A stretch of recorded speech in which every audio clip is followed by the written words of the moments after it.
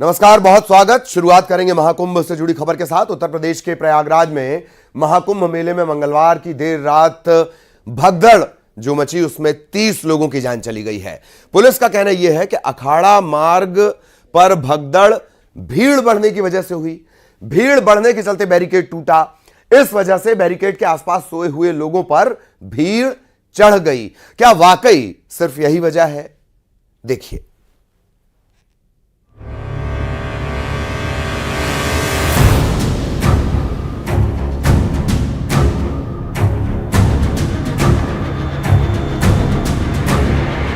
महाकुंभ में हुई भगदड़ में 30 श्रद्धालुओं की मौत और 60 लोग घायल हुए हैं। इन आंकड़ों की पुष्टि खुद मेला प्रशासन की तरफ से की गई है। मंगलवार बुधवार की रात करीब 2 बजे महाकुंभ में भगदड़ मची थी। इसकी चपेट में कई श्रद्धालु आए।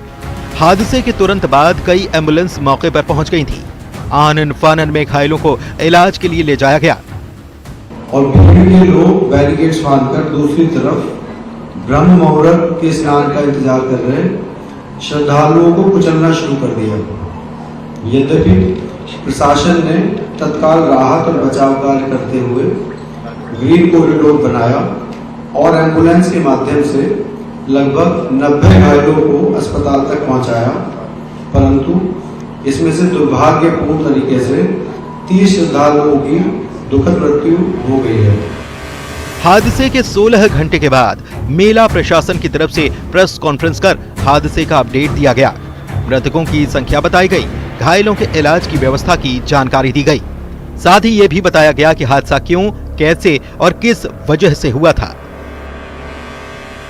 कुछ बैरिकेड्स टूट गए और बैरिकेड्स टूटने की वजह से जो श्रद्धालु नीचे कई बार जमीन पे सो जाते हैं या वेट करते हैं ब्रह्म मुहूर्त का, वो उनके ऊपर दूसरे श्रद्धालु अफरा तफरी में चढ़ गए, जिससे वो जो नीचे जो सोए हुए श्रद्धालु थे वो नीचे आ गए, वो कुचले गए। वहीं महाकुंभ में मची भगदड़ के बाद उत्तर प्रदेश के मुख्यमंत्री योगी आदित्यनाथ भावुक नजर आए और इस हादसे को उन्होंने बेहद दुर्भाग्यपूर्ण बताया। घटना दुखद है, मर्माहत करने वाला है।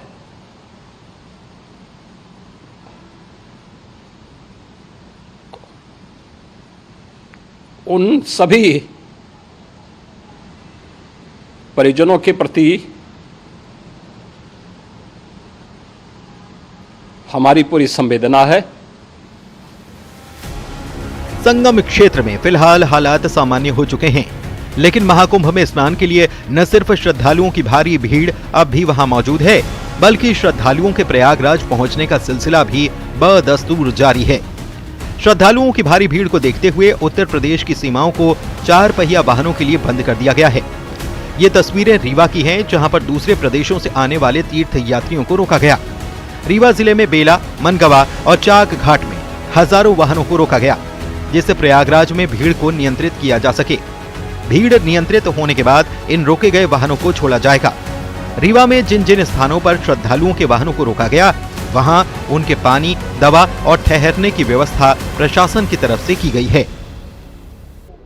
इस वक्त हम मौजूद हैं रीवा के चिराटा बाईपास में। हम आपको बता दें कि यहाँ जो दर्शनार्थी हैं और महाराष्ट्र से, तमिलनाडु से और कई जगह से जो है इस रूट से गुजरते हैं यूपी प्रयागराज के लिए, एक चेक पॉइंट बनाया गया है प्रशासन के द्वारा। हर जगह गाड़ियों को रोका जा रहा है क्योंकि भीड़ इतनी ज्यादा है कि वहां इस गाड़ियों को कंट्रोल करना मुश्किल पड़ रहा है। हमारे साथ आप चारों साइड आप देख पा रहे हैं तस्वीरों के माध्यम से, चारों साइड पूरे यात्री हैं जो कि लगभग 3 से 4 घंटे हो गए हैं। पूरे यात्री जो है यहीं रुके हुए हैं और सब दूर दूर से आए हैं, सब मौनी अमावस्या की वजह से। महाकुंभ में दुखद हादसे के बाद फिलहाल वहां से सुकून देने वाली तस्वीरें आ रही हैं, क्योंकि आस्था के इस सबसे बड़े विशाल समागम में श्रद्धालुओं के साथ साथ संत समाज भी मौनी अमावस्या पर आस्था की डुबकियां लगाता नजर आया और शाम 6 बजे तक करीब 7 करोड़ श्रद्धालु स्नान कर चुके थे। Bureau report, news 18।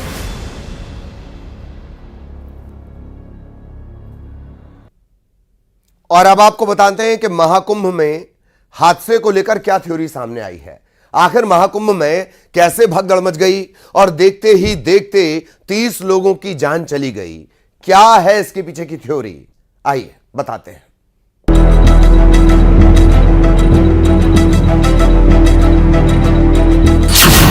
महाकुंभ क्षेत्र में क्या हुआ,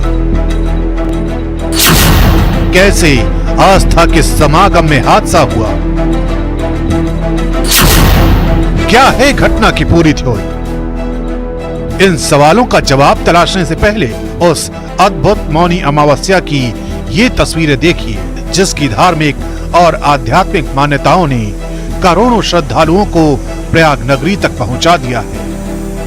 इन अद्भुत तस्वीरों से कुछ देर पहले महाकुंभ क्षेत्र में प्रशासन ने उस चुनौती का सामना किया, जिसकी वजह से न सिर्फ कुछ लोग घायल हो गए, बल्कि कुछ लोगों की मौत भी हो गई। यही वजह रही कि देश के प्रधानमंत्री नरेंद्र मोदी न सिर्फ पल पल महाकुंभ का अपडेट ले रहे हैं, बल्कि उन्होंने पीड़ितों के प्रति अपनी संवेदनाएं भी जताई।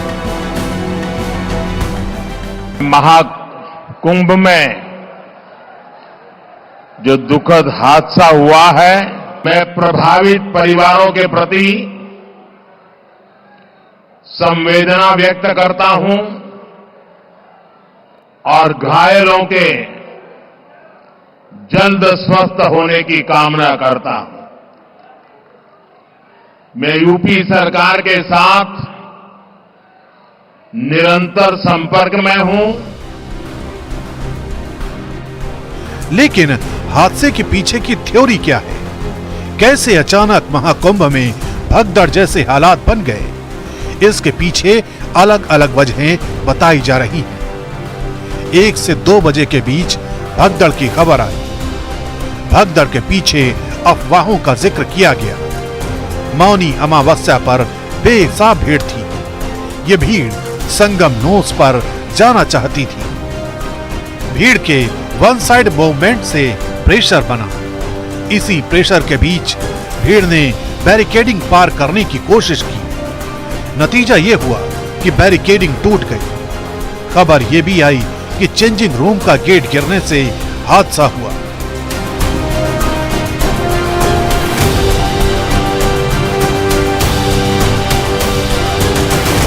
आसपास के जिलों से, दूर के जिलों से भीड़ आई है। हम लोग पूरे रात शाम से ही सारे हमारे अधिकारी भीड़ नियंत्रण में लगे हुए हैं। काफी भरे हुए घाट, विभिन्न घाट चल रहे हैं और लोग सकुशल स्नान कर रहे हैं। एक तरफ प्रशासन इस चुनौती से निपट रहा था, तो दूसरी तरफ ट्रेनों के परिचालन को लेकर सोशल मीडिया पर भी अफवाहों का दौर चलने लगा। हालांकि सच क्या है, ये नॉर्दर्न रेलवे के CPRO हिमांशु शेखर उपाध्याय ने साफ किया। कैंसिलेशन की बात छोड़िए, हमें तो आज ज्यादा ट्रेन चलाना है, तो ये बात कहना कि ट्रेन कैंसिल कर दी गई है, ये पूरी तरह अफवाह है, कोरी अफवाह है। और जो भी इस तरह की अफवाह फैला रहा है, मैं आम लोगों से ये अपील करूंगा कि इसमें जरा भी ध्यान न दें। फिलहाल प्रशासन मुस्तैदी से मेला क्षेत्र की निगरानी कर रहा है और लगातार लोगों से अफवाहों पर ध्यान न देने की अपील की जा रही है।